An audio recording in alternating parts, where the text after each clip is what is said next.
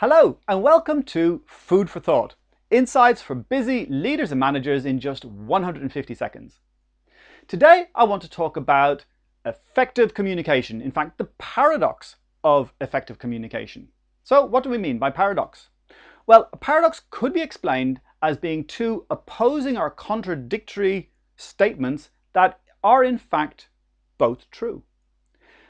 And when it comes to paradoxical leadership, or in particular paradoxical communication, effective communication, we're talking about two traits that could appear to be opposing or contradictory, but that when they come together are in fact synergistic and bring something new.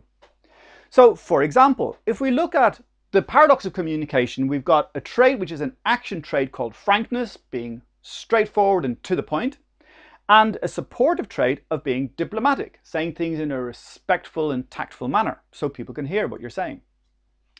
Now, if we're very frank and not very diplomatic, we can end up having an unintended consequence that we think we're being straightforward and to the point and honest, but other people could perceive us as being blunt and therefore not be able to hear us properly or get defensive when we start to talk.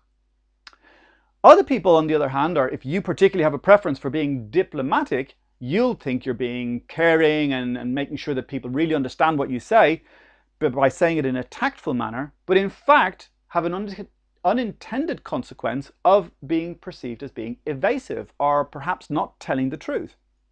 So really what you need is to have both traits, the action trait and the supportive trait of diplomacy, come together so that you get forthright diplomacy.